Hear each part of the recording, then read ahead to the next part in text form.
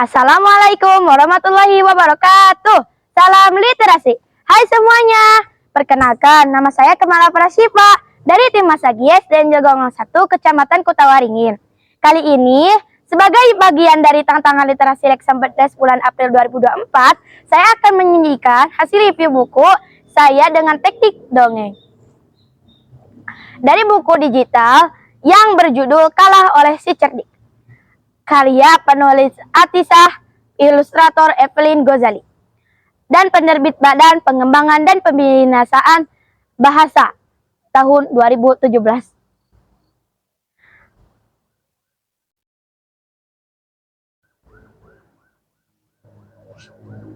Begini ceritanya, di sebuah hutan rimba, tinggallah berbagai jenis hewan hutan.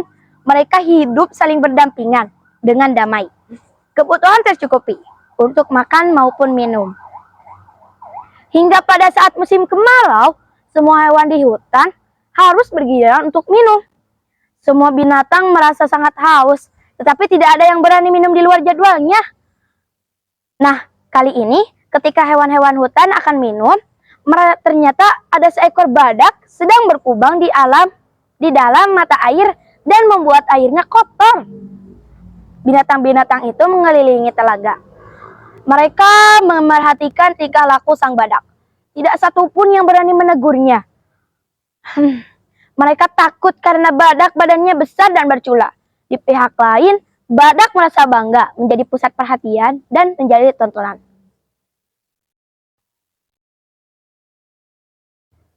Ia tidak peduli pada binatang lain yang menahan rasa haus.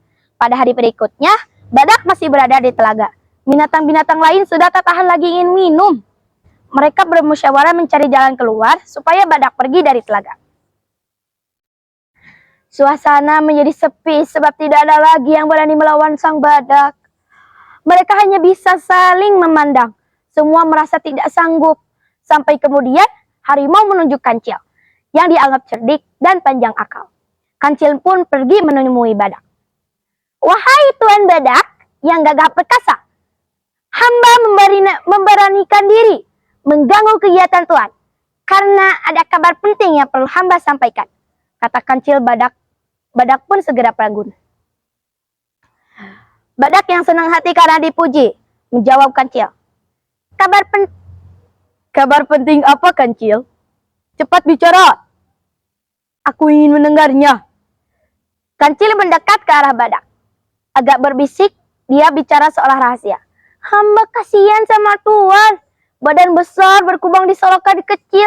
Kulanya sebesar burung. Tidak pantas, Tuan. Oh, iya ada. Oh iya, ada makhluk yang berkhianat kepada Tuan. Jalan airnya ditutup supaya tidak mengalir.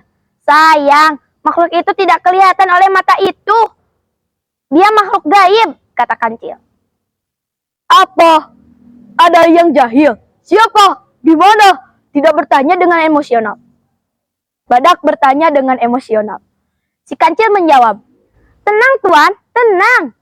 Rupanya suara badak yang menggelagar membuat Kancil terkejut dan gemetar. Kancil mencari jalan bagaimana agar badak bisa secepatnya dikalahkan. Tuan Badak, makhluk gaib itu berada di dalam pohon terep, kata Kancil sambil menunjuk sebatang pohon di depan badak. Oh ya, kata badak. Benar Tuan, Tuan harus mengawasi mereka dengan cara berdiri di bawah pohon terep. Itu setengah hari. Kemudian, setengah hari itu lagi, barulah Tuan berkubang di telaga. Kalau tidak begitu, air telaga cepat atau lambat akan surut dan Tuan tidak memiliki tempat berkubang lagi, jelas Kancil. Awas, kalau kamu bohong, ancam badak. Percayalah Tuan, bujuk Kancil. Tanpa berpikir lagi, badak segera naik ke atas dan berjalan menuju pohon terep. Ia pun mengawasi pohon itu selama setengah hari. Sementara itu, binatang yang lain satu persatu berdatangan untuk minum air telaga. Ketika badak telah selesai mengawasi pohon terep, ia kembali menuju telaga. Sementara binatang yang lainnya meninggalkan telaga. Dengan demikian, sejak saat itu, ada jadwal tidak tertulis yang cukup adil bagi semua binatang yang memerlukan air telaga. Hewan-hewan hutan mengucapkan terima kasih kepada sang kancil yang cerdik itu. Berkat kecerdikannya lah masalah di lingkungan mereka dapat diselesaikan.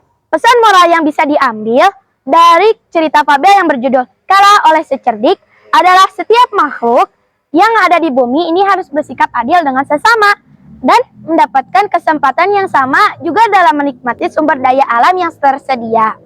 Nah, itu dongengnya. Teman-teman, semoga kita bisa mengambil hikmahnya ya.